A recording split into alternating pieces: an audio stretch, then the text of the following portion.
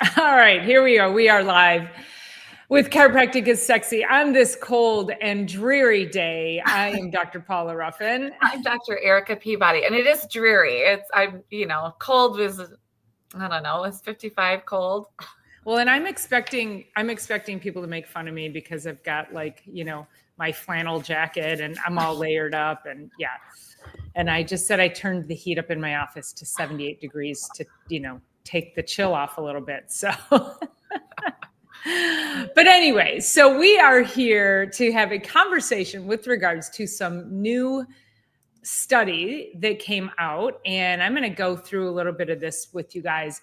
So there was a new study that came out that says that sedentary behavior, so people who sit for long periods of time and work on computers, are at higher risk for neck pain. And I saw this a couple of times on TV this week, which it really inspired me to want to talk about this on the show, because as chiropractors, we have been saying this forever. We didn't need a study. Novel idea. Move your body that has 306 movable joints. Get up and move it. Real. So I thought it was hilarious that somebody needed a study, and that this study has been all over television, and yet chiropractors have been shouting this from the rooftops for the last ungodly amount of years. So that being said, that's sort of the rant and the inspiration for wanting to talk about this. But I wanted to talk about just a little bit about what they came up with on this particular study, so that you could get an idea that if it's not enough for us to be talking about, some maybe statistics would inspire some people. So they said that if you sit for over 4 hours a day, your neck pain will increase by 60%. And if you sit for more than 6 hours a day, your risk increases by 88%. So basically, if you have a job that you sit most of the day, you can have a close to 100% chance that you're going to have neck pain. And then, of course, screen-based activities. So they talked about mobile phone use increases your neck pain risk by 82%. And I thought this was a little weird. I'd have to go back and dive into the data a little bit more, but it said that computer use raises your neck pain risk by 23%, but yet sitting for over 6 hours a day elevates your neck pain risk by 88%. So they didn't necessarily qualify that. And I don't know what parameters they put around that. Most people who are sitting these days are sitting at a computer. So there was a bit of a disconnect on some of that data. But interestingly enough, they said that females have a higher risk, 43%, compared to males of 13% of risk of neck pain with sitting for a certain amount of hours. And then the last one was that employees, so people who work for a living sitting at a desk, are more susceptible, and that risk is 97% compared to students at 26%. I'm kind of calling bullshit on that one too. Mm-hmm. Regardless, the bottom line is that we know, and we have known forever, that sitting for too long, and I say sitting for more, if you sit for 20 minutes, you got to get up every 20 minutes and move. Even if you just stand up and sit back down, that is movement. But I just thought it was interesting that we needed a study to tell us that sitting too long is causing neck pain. What are your thoughts, Dr. Erica? Yeah, so I just said we have 306 movable joints, but I actually misspoke. It's 360 movable joints. Yes. We're designed for movement. One of the greatest things about being a chiropractor is that we are never sitting longer than, 5 minutes at a time. Maybe I'll sit 7 minutes and then I got to get back up and go see a patient. But I also have a standing workstation over here. And I remember back, especially during COVID, when everybody started working from home, the awareness around sitting and standing, because let's just be honest. Okay, so let's think about a normal sitting computer job. So they get up in the morning from horizontal, they go and sit at the breakfast table. Then they go and shower, get in the car and sit for 30 minutes to an hour. Then they get out of their car, they walk in, and then they sit for 4 hours, lunch for a break where you go to sit, then you sit another 4 hours, then you sit for 30 minutes to 45 minutes, drive home to go and sit to have dinner, then to sit and watch TV or sit and scroll, and then go back horizontal again. Like that's a day every day of sitting, and we're just not designed for that. So I would say not even just neck pain, the entire spine pain, joint pain when we sit. It also decreases blood flow and circulation and nerve flow to the lower part of the body. We happen to have seat cushions that follow us around. We got mobile seat cushions, right? But they also go into what's known as glute amnesia. So they don't even spark up. And so we just can't keep doing what we're doing and expecting to feel well. We just can't. So yes, definitely neck pain, but also like all body aches and pains, and we're not designed for it. I also talk about that. Dive into that a little bit more. Glute amnesia. Define that for everybody. Yeah. And then describe how that affects movement that then can go up the kinetic chain. Yeah. So one of the things that we really talk about, and I'll probably have to stand up and actually do a demonstration, is, well, first of all, the glute amnesia is basically like, even when we are standing, we forget, like the body starts to check out when stuff doesn't get nerve flow. It doesn't get blood flow. It just like goes offline. It gets off the Wi-Fi. It gets off the telephone wires to the brain. And so what I always tell my patients, and so this is what we see when we go out to the store, you see people walking slightly bent forward like this over their shopping cart or whatever. But here's the thing, when you go to stand up, and if you can squeeze and light up your glutes happen to be some of the biggest, well, they are the biggest, strongest muscles in the body. And so when we can light those up, that then starts the entire foundation for the spine. And so when the glutes are there and they're on board, and we can get the glutes reactive or active, not reactive, the hip flexors in the front, so when people come into us and they're doing this thing, they got a hip flexor spasm. And one way to release a hip flexor spasm, obviously stretching, but activate the glutes. It's like this, what's a neurological reciprocal neurological deactivation, I think is something like that. So what's happening, like when you flex your bicep, your tricep better relax. So when you flex, flex your glutes, your front has to relax because your glutes are working. So that's the reciprocal innervation, that when one gets active, one has to relax. And if that's not happening and you end up with a spasm going on in your spine, you need to get adjusted, because there's like disinformation going along the superhighway. Like something was supposed to relax while something else contracted. And that signal is mixed up. You got to get adjusted.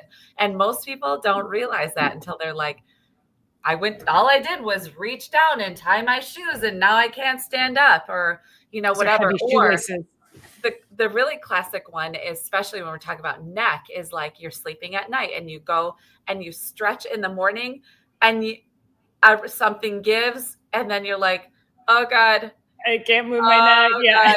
Stuck. Oh God. And then the funny and not funny thing is when people come in and they need to get adjusted and their spine has locked up like that, that is active range of motion. And what we do for people is passive. And so they get to relax into it, or they're not using their own muscles. So people, and you probably see this over where are we at, 27 years in practice? People come in and they're like, I haven't wanted to come in and get adjusted. And then they're like, they're like standing at the door, like, I know I need this. And it's never twice, right? Twice it's been really bad. It's never as bad as people really anticipate to get the neck adjusted. Even when you're in that splint mode, like your body stopped the movement because you're about to get really injured. And so your body just halted you in this movement of disinformation, like it's trying to check in and it's got a splint and protection. And so anyway, people walk out of here And they're like, oh, thank goodness I braved coming in. I've been so sore for 2 days or whatever it was, or it just happened this morning, or they're blow drying their hair and all of a sudden something gives, or just sitting in, like you said, sitting in their chair during the day. And then you just like go to do anything and everything locks up. So yeah, anyway. Yeah. Well, the only reason that happens, that heavy shoelace or your arms or whatever, is because it's just been a slow progression of repetitive stress. Mm-hmm. So repetitive stress is that thing that you're doing each and every day that seems very harmless and innocent. And the stressors build up and build up and build up until something breaks. And so that's the whole, I'm going to bend over, tie my shoe and my back locks up, or I stretch, or I wake up in the morning and I can't move my neck. And then people will often say, oh, I can't move. Oh, it's just a muscle spasm. That is 100% a nerve issue when your neck is locked and you cannot move to one side. Mm-hmm. And one of the things with this whole sitting study is if we think about just the process of sitting, so we have these natural curves in our spine that we're supposed to have. And when we sit, I'm going to turn sideways and maybe take part of the parka off so you can see it a little bit. It's so cold. It's so cold. Get some hot tea over there. I know. I do. I had some. All right. So make sure you guys can hear me on the mic. All right. So if we're sitting like this, the neck should be curved like this, and then the mid back should be rounded like this, and then the lower back should have a curve. But what happens immediately when we sit in the chair, and then you see my shoulders are back, but immediately we go like this. And now suddenly this head, which is about the size of a bowling ball, just think 14, 15 pounds, I'm trying to hold this way out in front of me, and I'm letting it slunk off. And then when you start to get intense into a project, and now suddenly you're like this, and you start migrating towards the computer, right? And you can just immediately see and start to catch yourself that you're in this posture, and you do that each and every day. And this is the old lady hump posture. Mm-hmm. You do this long enough, and then how many of your women come in and they say, I don't want that old lady hump. And we see the old lady hump even in young people because you've had a previous whiplash injury, which does not necessarily mean a car accident. Perhaps that's a subject we should talk about. We say whiplash and people think, but I wasn't in a car accident. Mm-hmm. It could be a slip, trip, fall, anything. I hit my head on the refrigerator door. I stood up and I cracked my head the other day on the refrigerator door, and it hurt so badly. I mean, I felt compression in my neck. My heart started to race. I got a little lightheaded. Like, I hit this thing hard. It's stuff like that. And this is called life. And so the more you give into this kind of a thing, now also I'm compressing nerves, I'm compressing blood vessels, and I can just even demonstrating this, I'm feeling tension in the back of my neck. So we're doing that every single day. And so I always recommend, again, getting up at least once an hour. If you can reverse the movement. So let's say you're sitting in your chair all day long and you're like this, which you're not going to realize you're like this. You got to kind of start to remember that you're slouching forward. But even if you just did this and looked up every 15 minutes, just open up, that is enough to offset so much of the stress that you're putting on your body. So reverse the motion of what you're always doing and insert it repetitively through your day. And it will really help to, I can't say fully restore, because you're still, it's still a posture that isn't great, but it will help to decrease your risk of having the neck pain. And then making sure that you're going to the chiropractor to make sure those joints don't get so locked up that then suddenly you wake up and you can't move your head and neck. Well, one thing that you had said, you'd referred to the head about the size of a bowling ball. And I know that anybody listening right now, and here we are in the comments. I forget to turn that side of this whole situation on. Hello, everybody. Good to see you. So if you take a bowling ball and you have a bowling ball, hold it held close to you, that's way easier than if you move it out 6 inches in front of the body, 12 inches in front of the body, or even if you move it out 2, 4, 6 inches from the body, as you move forward away from the body, it gets so much heavier, so much heavier. And so I forget exactly how it works, but there's a meme out there, and maybe we can post it somewhere, about the weight of the head as it becomes more and more and more forward, how much pounds of pressure is added. Because I think the human, well, there's that cute little guy, I don't know, is it in Jerry Maguire or something? The human head weighs 8 pounds or something, whatever that is. But if you take that 8 pound head and you start moving it forward, or 12 pounds, whatever it is, move it forward and forward, you have a lot of stress. And when those muscles, so muscle fibers, they connect, they overlap each other. So the fibers of each little muscle overlap, and you start moving them out to the end range of motion. And then they get out towards the end. They get pissed out here. They get so mad. And then you try to do one little thing like stretch in the morning, and they're just like, whoa, dude, enough of this. And the whole body splints on you because it's getting to a damage level, a damage layer. And then I think, we talked about, we go from horizontal sit, sit, sit, sit, sit, sit, sit, sit, sit, sit. I'm curious, we could probably look it up, how many hours does the average American sit in a day? I'd be curious what that is. And maybe probably a lot. Yeah, I'd be curious if it's like 7 or if it's like 10, or I know the average amount of TV is 7 hours a day, but I don't know how long the average sit. Do they have an average sit time? They probably do. We could look that up. Well, and if we think about also COVID, so first of all, these problems were going on prior to COVID. Mm-hmm. And then we had COVID, and now everyone moved from their workspace at work, which is I've been doing ergonomic trainings and going into companies for 27 years and looking and helping people set up a proper workstation. Well, people had like super amazing ergonomic chairs and workstations, and they didn't know how to use them, but at least it was better than nothing. And then everybody got shipped home and had to work in a dining room chair, on their laptop, on a dining room table. Mm-hmm. And that was even less ideal, because if you think about too, like you're saying, Erica, you get up, you go to work, and there is a lot of sitting in there. But when you were at an office, and thankfully a lot of people are back in an office, what you would do is you'd get up and you'd go get water. You'd get up and you'd go to get a cup of coffee. You'd get up and you'd go talk to a coworker. You'd go into a conference room. But now what happens is you sit at your desk, you've got your water, your coffee, you might get up to go to the bathroom. Your meetings are all right here. So you go from your project, boom, I'm on Zoom.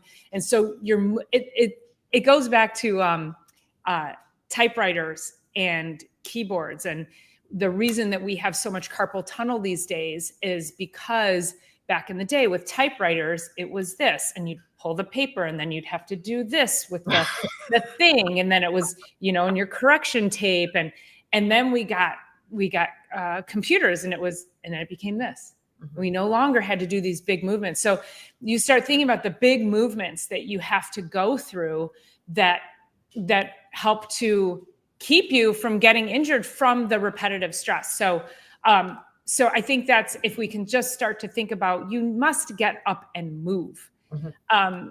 I do want to mention, our good friend and colleague, I went to school at Pellegrini, sorry, not the sparkling water, Pellegrini, the Italian one. Oh, look, at 15 degrees, it's equivalent of 3 gallons of milk. At 30 degrees, it's like having a bowling ball in your neck. And at full flexion, it's like 60 pounds, which is like having 2 tires on your neck. Thank you so much for that, John. Yeah, thank you. I appreciate that. Thanks for just being here too and listening and commenting. We appreciate it. Well, John reached out to me, and he's got some exciting news, and I'll just share a brief. He's developing a posture device. I'm just going to leave it at that, because John, I don't know how much he's working on some patents and things like that for it. It looks super cool just from the little bit that he shared with me. And I'm super curious to look into it, because I think it's going to help a ton of people. So I did tell him that we were going to be live. So thanks for finding us over here, John. Really, thanks for appreciate you being here. One thing I was going to say about working from home. So the people, So when you're in a corporate office, a lot of times the corporation, everything is really about the bottom line. So some places have really taken good care of their people and given them options for standing, treadmill desks, walking pads, just standing desks in general. And once people got home, then it's like, okay, do you have a standing desk at home? And they're like, no. And I said, well, do you have a cardboard box? Can you at least do part of your day standing at wherever you're standing, at least bring it up so that you can stand at it? Not all day either. You don't want to stand all day. You don't want to sit all day. Our bodies, those 360 movable joints that we have, they're designed to move, and it doesn't like to not move. And it's going to start to tell you about it at a certain point.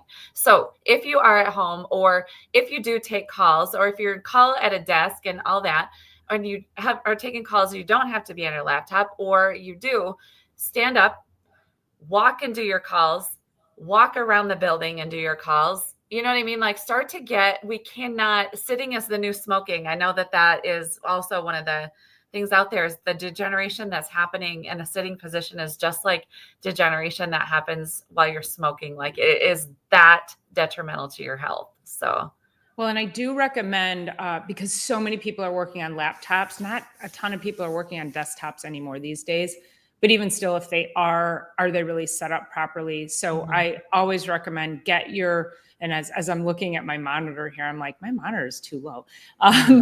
So the upper 1/3 of your eyesight should hit the upper 1/3 of your monitor. So you would want to raise your monitor up. And especially with laptops, what you can do at home, I always recommend an external mouse and an external keyboard for your laptop, because then you can put your laptop up on some books if you have to work on projects, and then it's at eye level, and now you have the external. So then you're not out here like this, because you're all of a sudden now you're going to develop tendonitis in the shoulder and carpal tunnel and elbow tendonitis and headaches and ringing in the ears and all of that. I have in both spots, my my desk at home, and then my office here. I have one of those. It's about this high, and I'd rather type up. I don't do a ton of typing, but I need the monitor to be, like you said, at the top 1/3 was where your eyes are. And so all of mine are raised, and even my front desk is raised as well. And I would rather type up high because I don't sit and type all day. And then, so that's why I'm like looking straight up, but it's sitting up on an adjustable, and it adjusts this way and it adjusts this way, and it goes up as well. And it's like $18 on Amazon or something. In fact, I think I need to put it on my chiropractic recommendations Amazon list that I have going, because it is a simple way to start to help your spine, just really, really help things out. So, yeah. And I love what you were saying about getting up, like, if you don't have a stand-up desk, go to a countertop, or, get yourself up and down. When I came into this building 5 years ago, I deliberately had I have this gorgeous desk built, and it's at bar height. So one of the things was I wanted to be eye to eye with my patients when they were checking out. A lot of offices you go into and you're like, hi, when's your next appointment?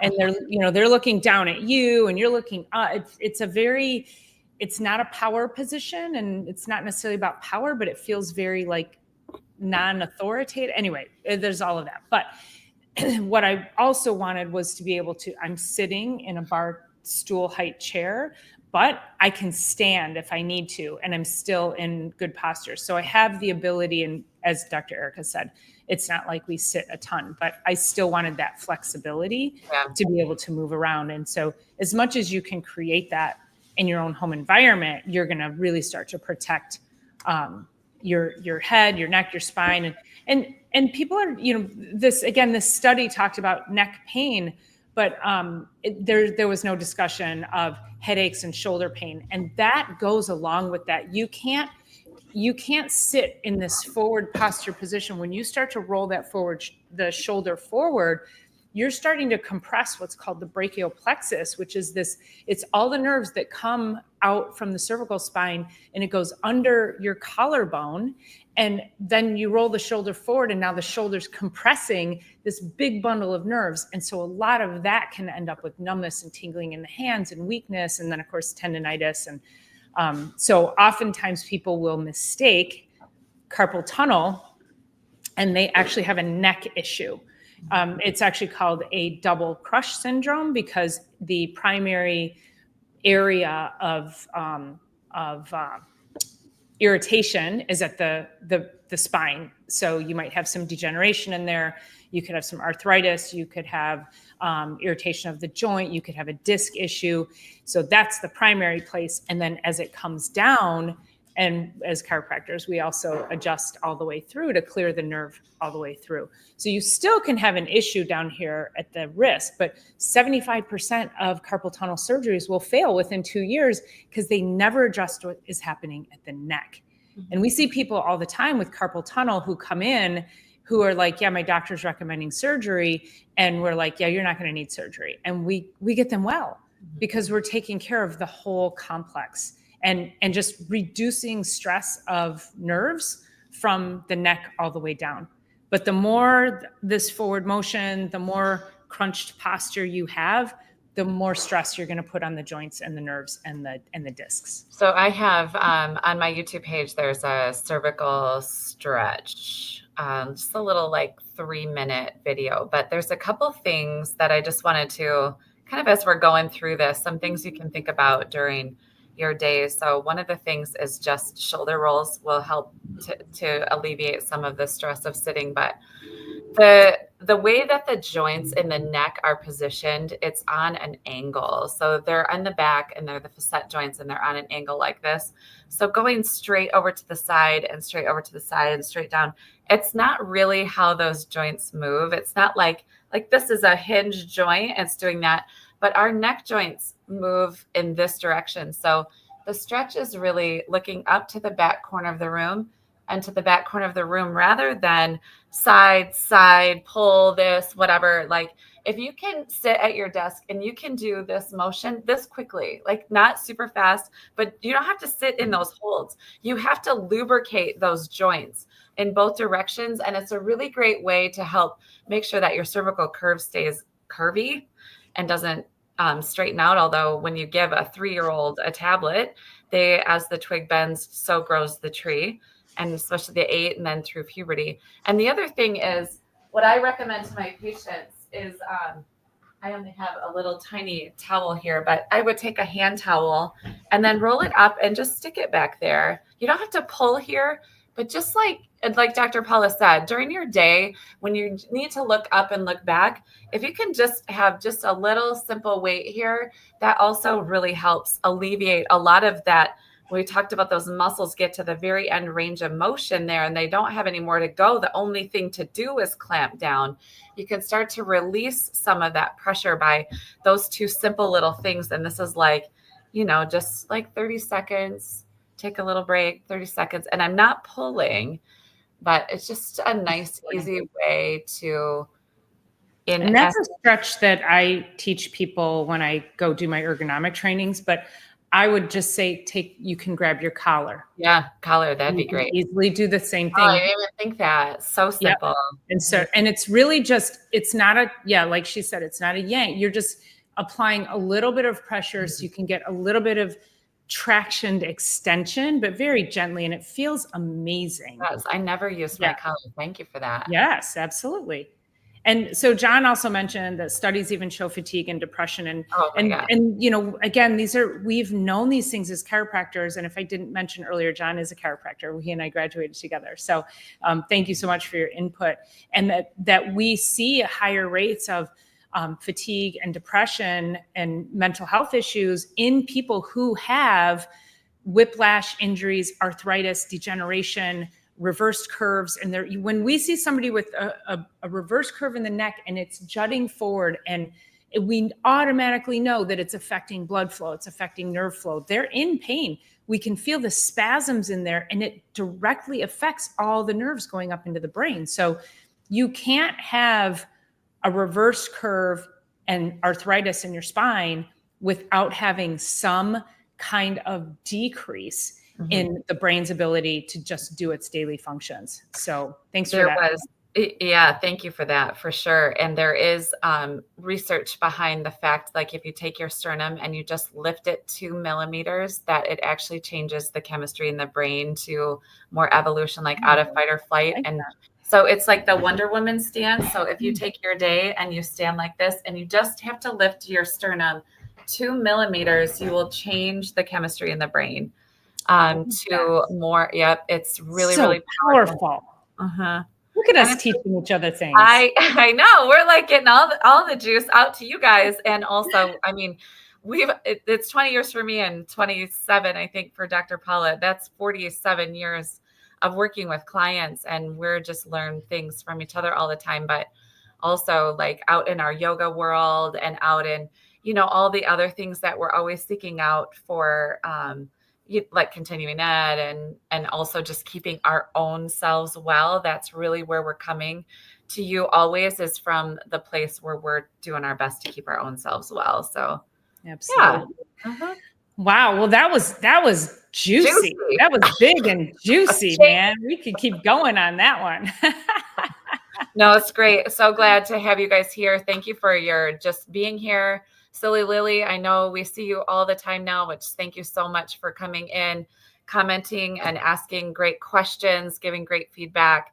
Dr. John, I hope you come back and join us. Maybe you should come on to our podcast with That's us. what I told him. I did invite him on. So yeah. Amazing. Yeah. I'd love to have you, John. Yeah. And thanks for being here. And also, John, if there's any other insight or input, just shoot me a message, and we'd love to share it, or other topics that you're seeing with regards to what you're doing. So he did already say he does have a patent. And so it's an app-based program that will help people with posture.